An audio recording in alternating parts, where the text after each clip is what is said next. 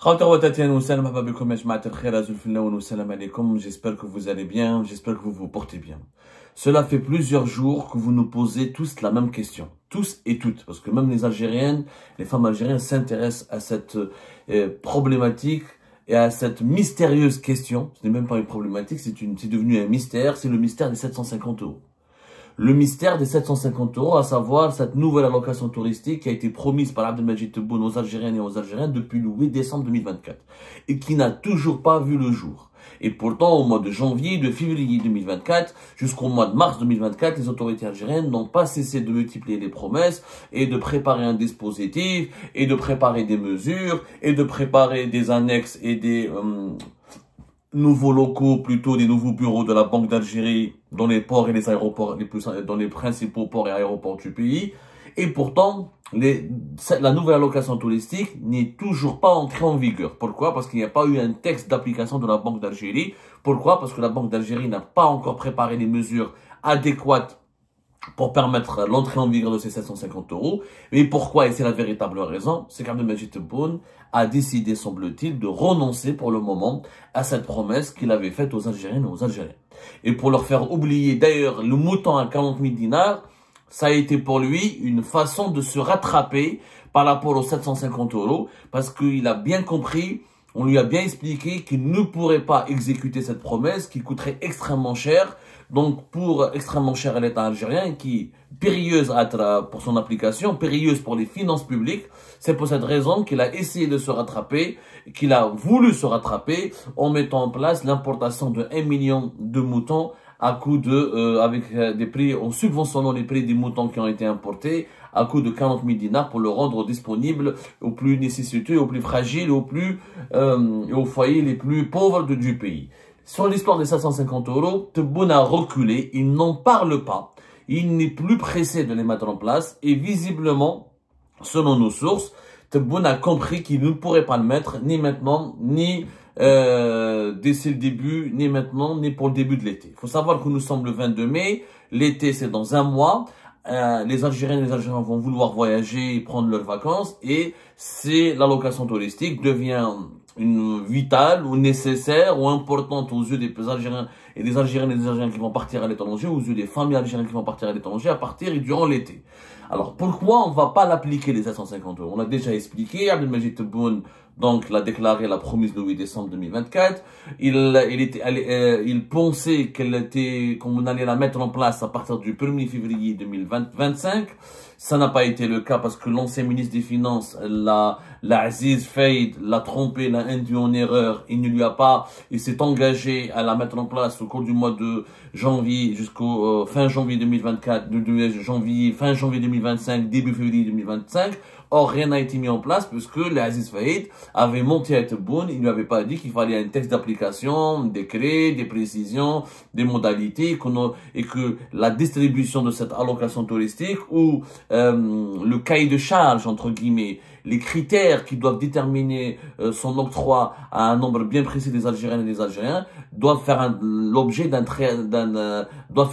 travail préalable, d'une concertation avec les banquiers, avec les services du ministère des Finances et avec un certain nombre de directions de l'État, comme la direction du Trésor public, comme la Banque d'Algérie, comme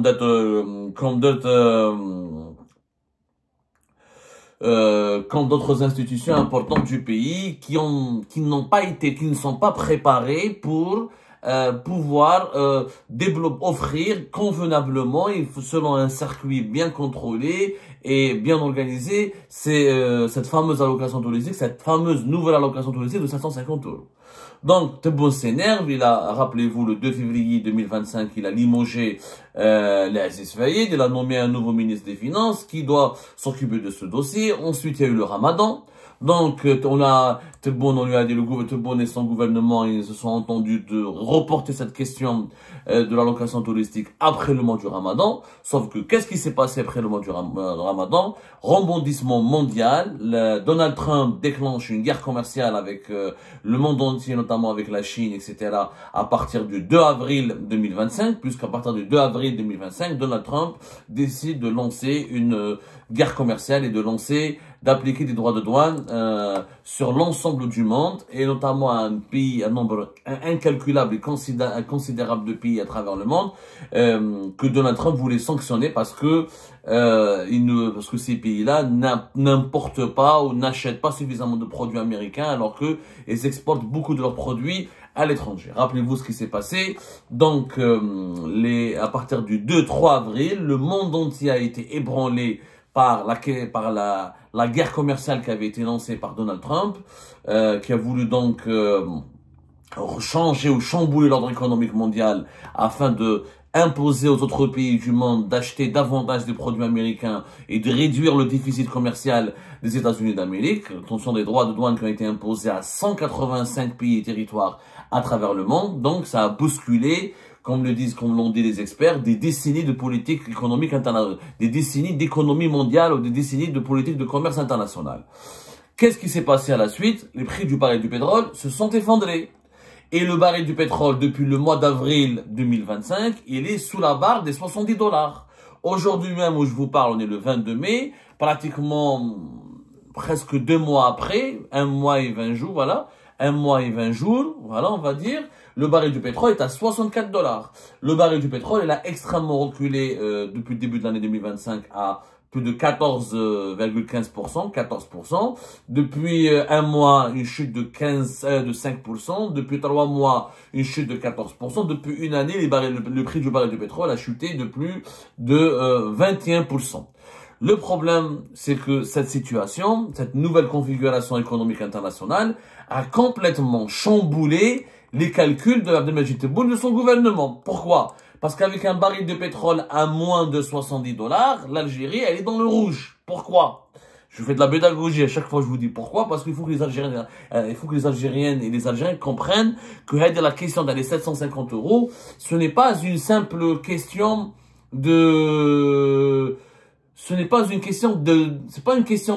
d'argent, d'encaissement, la banque, où je mets 700, c'est pas aussi facile que cela. Distribuer des devises à toute une population, sans calcul économique, sans stratégie économique, sans une véritable vision à long terme et à moyen terme, c'est tout simplement une conduite catastrophique de la gestion des finances publiques d'un pays. Donc, quand le prix du dollar a chuté, quand le prix du baril du pétrole a chuté, pardonnez-moi, quand le prix du baril du pétrole a chuté au-dessous des 70 $ depuis le début du mois d'avril, calculé depuis le début du mois d'avril 2025, le prix du baril du pétrole, il est resté à moins de 70. Il faut savoir, c'est une catastrophe, même jusqu'à 58 $ récemment. Ça a été jusqu'à même 68 $. 58 $, au-dessous de 60 $. Par rapport à l'année dernière où il était autour de 82, 83, c'est quand même une chute terrible. La loi de finances en Algérie, elle a calculé le prêt de référence, la loi de finances en Algérie 2025 qui assure la gestion et la distribution des budgets de l'État et la répartition des budgets de l'État et qui assure le fonctionnement économique et financier du pays. Elle a établi comme prix de référence du baril du pétrole à 60 $. Mais elle espérait que les prix du marché seraient maintenus à 70 $. Donc l'État algérien, pour faire sa loi de finances, il a dit que voilà, je vais gérer les finances du pays en fonction d'un baril de pétrole de 60 $. Mais sur le marché, entre les prévisions de l'État algérien étaient que le baril va se maintenir autour de 70 $ jusqu'à entre 2025 et 2027, parce que quand tu fais une loi de finances pour 2025, c'est la règle dans la gestion des budgets publics ou dans l'élaboration des budgets publics. Quand tu parles d'une année, tu dois prévoir tes dépenses et tes recettes sur les 2 années à venir, parce que les programmes qui seront lancés durant l'année 2025 auront un impact jusqu'à 2026 et 2027. Ils ne pourront pas aussi être concrétisés définitivement jusqu'à 2 ans plus tard. C'est ça, la gestion de l'argent public, elle a des spécificités, elle a des caractéristiques. Gérer l'argent d'un État, c'est pas comme si gérer l'argent d'une épicerie ou d'une famille ou d'un foyer ou d'une petite entreprise. C'est un État, notamment un État d'un pays, un État en charge, en responsable d'un pays de plus de 47 millions d'habitants et prochainement 50 millions d'habitants. Donc il y a des obligations de gestion publique et des obligations à la fois éthiques, morales, mais surtout des obligations comptables auxquelles il faut se conformer pour élaborer les lois de finances. Donc, le baril il est depuis le mois d'avril à moins de 70 $. On est déjà proche du prix de référence. Ça ne suffit pas parce que l'État algérien, c'est quoi, comment il fait ses calculs? Il fait ses calculs entre un prix du baril toujours plus élevé que le prix de référence. Comme ça, la différence permet de financer le déficit public, d'entretenir les réserves de change et de laisser une marge de manœuvre qui pourrait justifier de financer certaines urgences ou certaines urgences nationales ou de faire face à certains défis urgents, à des défis urgents comme des catastrophes naturelles ou des problèmes, des tensions géopolitiques mondiales. C'est pour ça que les lois de finances en Algérie, la référence de leur prix du baril du pétrole est toujours inférieure, doit toujours être inférieur au moins de 10 $ par rapport aux cours mondiaux du baril du pétrole. Vous allez me dire, mais Abdou, alors j'essaie de faire de la pédagogie, même si certains Algériens et certains Algériens le savent. On utilise pour les lois de finances en Algérie comme référence le prix du baril du pétrole parce que nous sommes un pays rentier, parce que 96% de nos recettes en devises, c'est le pétrole et le gaz. Et le baril du pétrole, c'est la référence mondiale, y compris pour le marché du gaz. Même si dans le marché du gaz, il y a une tendance depuis 2020 à se détacher du marché du pétrole, il n'en demeure pas moins que dans le panier des produits énergétiques, c'est le pétrole qui domine, c'est le pétrole qui est la référence, et un baril de pétrole très bas influence tôt ou tard les prix du gaz, du charbon et des autres produits énergétiques qui seront appelés à chuter si le pétrole chute, parce que c'est la référence du panier des produits énergétiques. C'est pour ça qu'on utilise la référence du baril du pétrole. Comme nous sommes dépendants des hydrocarbures, donc nos lois de finances, nos finances publiques en Algérie sont établies, sont calculées, sont prévus, sont gérés ou conçus en fonction du prix de référence du baril du pétrole. Donc, depuis le 2 avril, tout a changé pour Tebboune. Tebboune a compris que Donald Trump et son administration vont aller loin dans cette guerre commerciale, que l'ordre économique mondial va connaître des chamboulements importants, que certaines prévisions et expertises affirment que si Donald Trump relance encore une fois sa stratégie d'affrontement commercial avec la Chine et les autres pays qui ne voudraient pas se plier à ses exigences, le prix du baril du pétrole va chuter encore plus, il va revenir encore au-dessous des 60 $, et que comme les États-Unis d'Amérique veulent augmenter rapidement et massivement la production de leur pétrole de schiste, de leur gaz de schiste, il y aura une offre mondiale encore plus disponible. Et là, Tebboune a compris que le baril du pétrole, les prix du baril du pétrole et comme du gaz sont inévitablement appelés à chuter, à baisser encore davantage.